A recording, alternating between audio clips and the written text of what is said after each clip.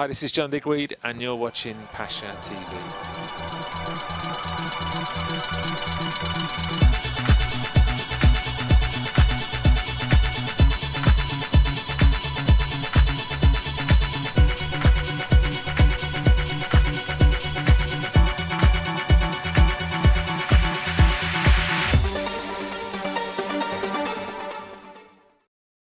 Hi everyone, you're watching Pacha TV. I'm Carrie Mason and I'm here today across the street from Pacha at the Landmark Tavern, our favorite pregame spot, with none other than John Digweed.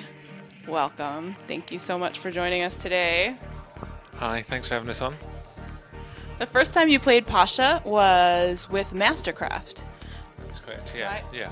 And a lot of people were surprised that you went out with that kind of a group. What went into your mind when you heard that you had that opportunity? I mean, I think in this day and age, it's good to kind of mix the crowds up sometimes. So there's a bunch of people that would have gone to see Mastercraft that wouldn't have known how I play, and vice versa. So I think both parties benefited from that tour, and it got a lot of media interest. A lot of people got excited about the fact of seeing how it might work and the trains over between us. And I think overall the whole tour went well. Great guys to hang out with, and hopefully both of us generated some new fans from doing that tour. I talked to the guys and they were like, hey, you'd be surprised. John Digweed likes some crazy stuff.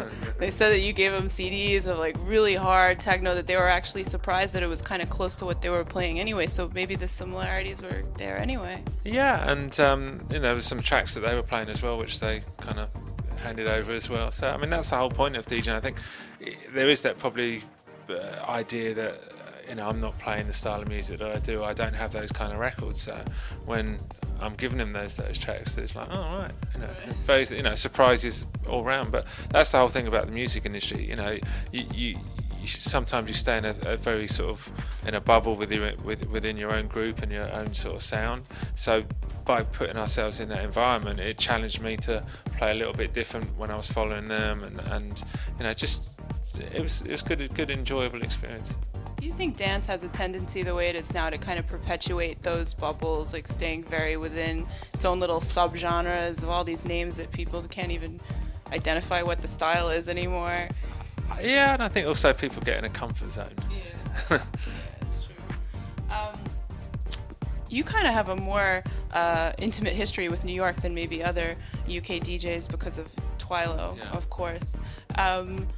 What was the very beginning like of that residency before it really caught fire and into that? When did you realize you had something really special there? Well, we first played in sort of the fall of '96, and the show was fantastic.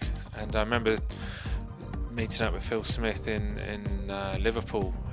They was doing a big night. I think Junior was playing, and Steve Dash was over, and we was just talking, and he was just saying how much everyone had enjoyed the night and everything else. I remember saying, well, we'd love to come back, and he said, oh, you should come back and do it regularly and stuff like that. And we just ended up, talking to our management and everything else about turning it into a monthly night. And I think at that time, British DJs hadn't really done anything like that in New York, and those that had come out and played hadn't really been that successful. So there was definitely an element that, well, it hasn't worked before, so what's to say it's not going to work this time. But I think the fact was that the first show we did went really well, and then when we announced the residency, I think the beauty of it was that it didn't start off absolutely ram jam packed. It was it was a very organic feel to that night. It grew word of mouth, and I think that's the strength of any club night, the fact that you build a core fan base, and then they tell their friends how good it is, and then you grow from there.